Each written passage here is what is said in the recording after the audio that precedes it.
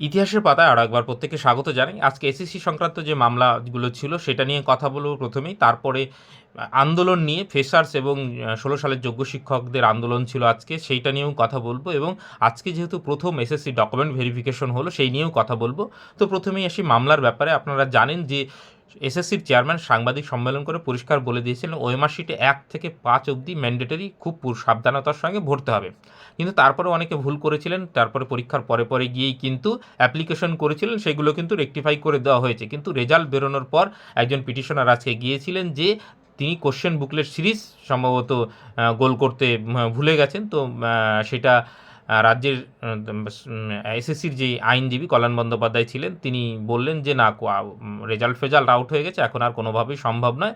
তো সেক্ষেত্রে যেহেতু ওএমআর শিটে পরিষ্কার লেখাই ছিল যে ওইটা ১ থেকে ৫ খুব ভালোভাবে ভরতে হবে, তো সেটা এখন আর কিছু করা সম্ভব নয়। তো অমৃতা সিনহা ম্যাম শুনে সবটা ওইটা ডিসমিস করে দিলেন, যেহেতু মানে বুকলেট সিরিজ তিনি ইয়ে করেননি, তো আর কোনো স্কোপ নেই সংশোধনের।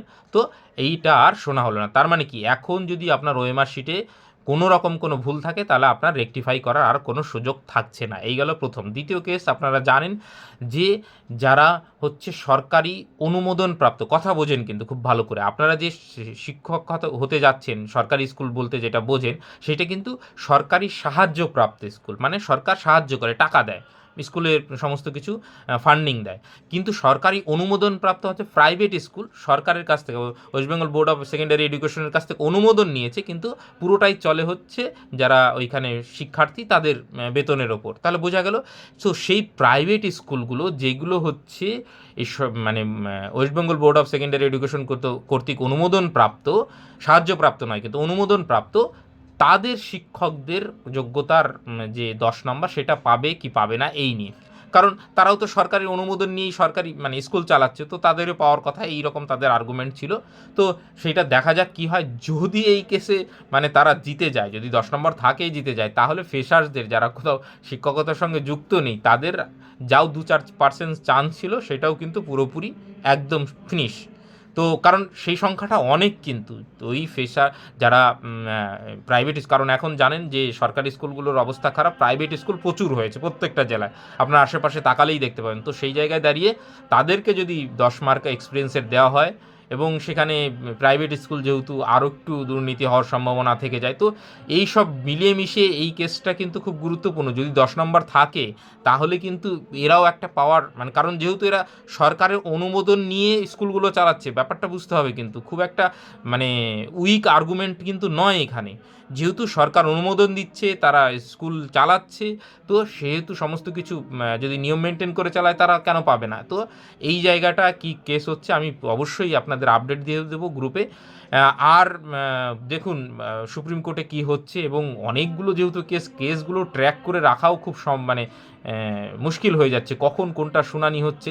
তো যাই হোক, এই রকম দুটো আপডেট আপনাদের দিলাম। সেই সঙ্গে মুভমেন্টের যেটা, আজকে জানেন যোগ্য শিক্ষকদের একটা মুভমেন্ট ছিল, তারা বিকাশ ভবন অবধি অভিযান করেছে, এবং আজকে কিন্তু ফ্রেশার্সদেরও একটা আন্দোলন ছিল, আমি গ্রুপেও জানিয়েছি আপনাদের। কিন্তু আন্দোলনটা কিন্তু সেইভাবে করতে দেয়নি, যেখানেই দেখছি সেখান থেকেই পুলিশ কিন্তু তুলে নিয়ে যায়, প্রিজন ভ্যানে তুলে দিচ্ছে, কোনোভাবেই যাতে তারা আন্দোলন দানা না বাঁধতে পারে। তো যেহেতু কোর্টের অর্ডার নেই, তো সেহেতু যারা নেতৃত্ব তারা কিন্তু কোর্টের অর্ডার জোগাড় করার চেষ্টা করছে, নাহলে পুলিশের উৎপাত আপনারা জানেন, কিছুই করবে না, বেসিক্যালি নিয়ে কিছুক্ষণ রেখে দেবে, তারপরে বিকালবেলা বলবে যে বাড়ি চলে যান। তো এই করে বেসিক্যালি, কারণ যাতে জমায়েতটা না হয়। কালকে সন্ধ্যাবেলাও দেখেছেন যে ধরপাকড় করে সেই আন্দোলনকে দমিয়ে দেওয়া হয়েছে। তো এইটা একটা বিষয় গেল। তো যখনই এই কোর্টের অর্ডারটা পাওয়া যাবে ১-২ দিনের মধ্যে আশা করা যায়, তখন কিন্তু আবার লাগাতার দীর্ঘমেয়াদী আন্দোলন হবে, নেতৃত্বরা জানিয়েছেন। আপনাদেরও আমি গ্রুপের মাধ্যমে জানিয়ে দেবো যে কখন কি হচ্ছে না হচ্ছে। গ্রুপের সঙ্গে যুক্ত হতে চাইলে কমেন্ট সেকশনে লিঙ্ক দেওয়া থাকলো, সেখানে গিয়ে যুক্ত হয়ে থাকতে পারেন।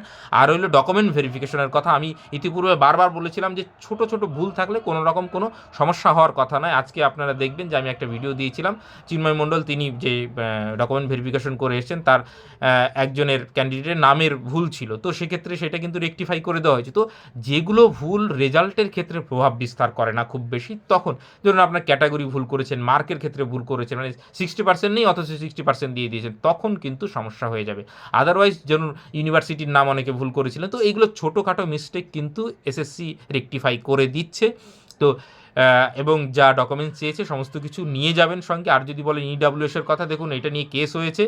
ইডাব্লিউএস নিয়ে সত্যি এসএসসি ফ্লেক্সিবল মানে ছিল আগে যেরকমটা কিন্তু এখন যেহেতু একের পর এক কেস হচ্ছে, তো সেহেতু এসএসসি কিন্তু তার স্ট্যান্ড পয়েন্ট বদলাচ্ছে। এবার দেখা যাক কেসের কি আপডেট আসে, সেটার দিকেও আমাদের তাকিয়ে থাকতে হবে। বাকি ওবিসি নিয়ে খুব একটা সমস্যার কিছু নেই। আপনাদের যারা মানে রিনিউয়াল করতে পেরেছেন, না হলে কিন্তু যদি পারেন, এখন কিন্তু এসডি অফিসে গেলে কিন্তু করে দিচ্ছে আমার কাছে যতদূর সম্ভব, এবং কোথাও 2-4 টাকা ঘুষও নিচ্ছে, এরকমটাও খবর এসছে যে মিষ্টি খাওয়ার পয়সা দিন। তো যাই হোক, যেভাবেই হোক, তো রিনিউয়াল যারা ডাক পেয়েছেন অবশ্যই গেলে রিকোয়েস্ট করলে কিন্তু অবশ্যই করে দেবে। এটা করে নিন। আর যদি নাই পারেন একান্ত, তার জন্য কিন্তু আপনার প্রার্থীপদ আশা করি বাতিল হবে না। তো যেখানে ছোটোখাটো ভুলগুলোও সংশোধন করে দেওয়া হচ্ছে, তো আপনার যেহেতু আগে এসসি কার্ড ছিল এবং একটা কোর্ট কেসের মধ্যে দিয়ে গিয়েছে, তো সেইটা নিয়ে খুব একটা সমস্যার কিছু হবে না। আর বাকি যা আপডেট আমি নিশ্চয়ই গ্রুপে দিয়ে দেবো। আপাতত সকলকে অসংখ্য ধন্যবাদ। এরপরেও যদি কোনো প্রশ্ন থাকে অবশ্যই করতে পারেন, আমি সাধ্য মতন উত্তর দেওয়ার চেষ্টা করব। Thank you.